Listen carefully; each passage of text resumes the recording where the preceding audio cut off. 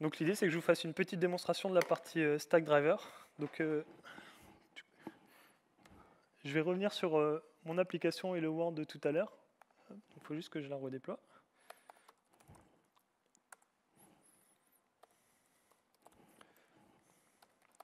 Donc je vais réutiliser Cloud Build pour générer mon image et la déployer sur ma registry Google Container Registry.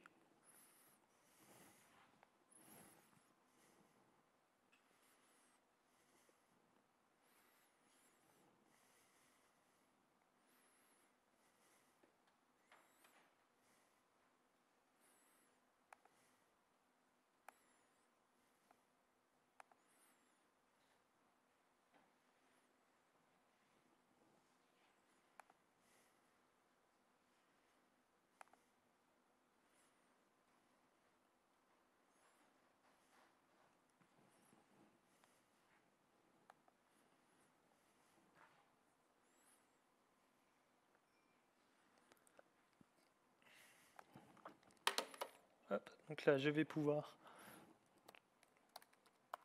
déployer mon application.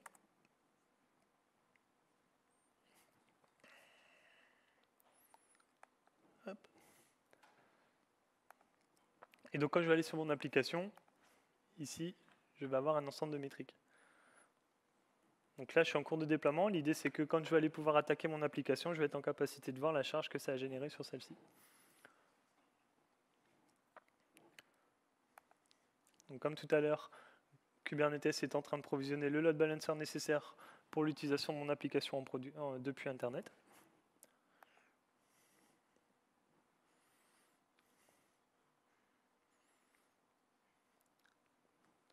Et donc je devrais avoir l'IP dans quelques instants.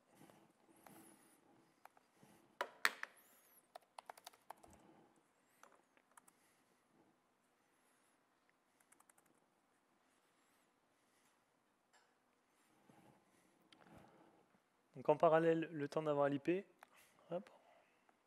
Ah, bah c'est bon. Donc là, je vais juste vérifier que mon application fonctionne. Hop. Ouais.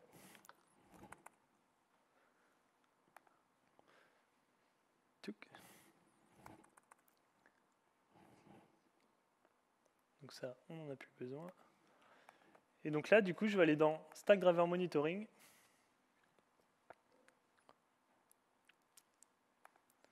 Pour justement aller chercher les métriques de mon application. Donc là, en fait, je vais créer ce qu'on appelle un Workspace Stackdriver.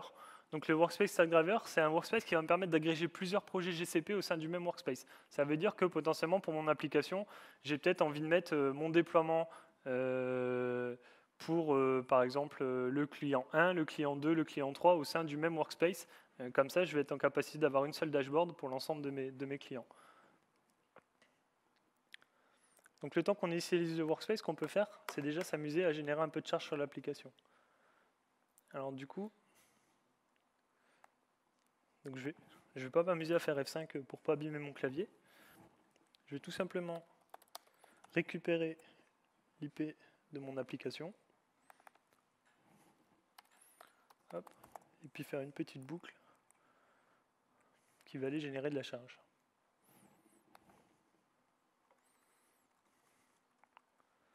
Hop.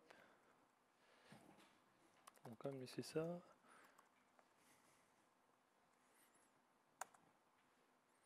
Hop.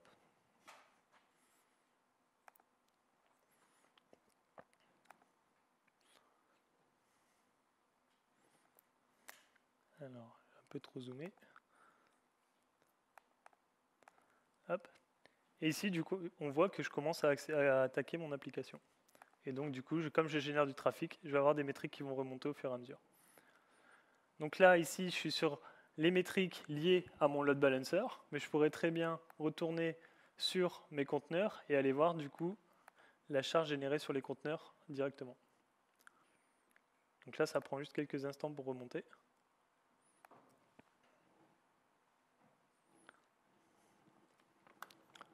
Hop. Et donc, si je retourne maintenant, cette fois-ci, ces informations-là, je vais les retrouver directement dans la dashboard Stackdriver. Hop. Et donc ici, on verra que j'ai un ensemble de métriques qui sont disponibles. Et donc, je pourrais aller chercher, par exemple, le CPU utilisé par mes nœuds Kubernetes, par exemple. Hop, donc on va mettre CPU. Hop, on va prendre la métrique de Compute Engine.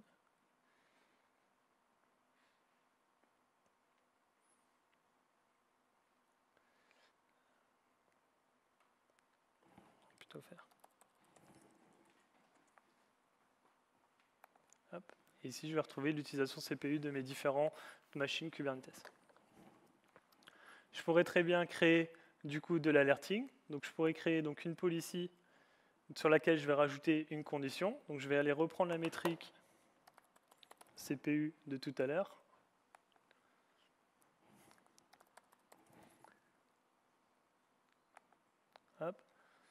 Et tout simplement dire que si ça dépasse les 10%, sur la dernière minute, et ben du coup, je vais pouvoir déclencher une notification. Et cette notification, donc ce qui est intéressant avec Strivector Alerting, c'est qu'il y a déjà un certain nombre de produits qui sont disponibles, notamment PagerDuty. J'aurais très bien pu renseigner directement mon compte PagerDuty et déclencher de l'astreinte vocale, SMS, email, etc.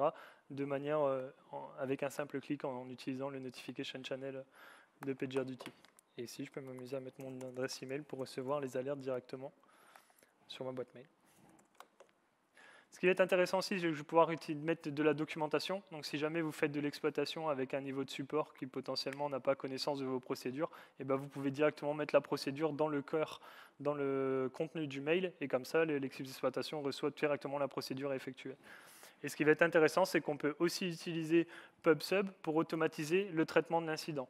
Donc l'idée, c'est qu'on va déclencher une notification qui sera envoyée dans un topic PubSub sur lequel sera jouée une Cloud Function. Et cette Cloud Function, dans un exemple, par exemple, de sous-utilisation, eh bien, je peux potentiellement en retirer toutes les ressources. Voilà, j'en ai fini. Donc ici, si on rafraîchit, normalement, on voit que la charge a évolué.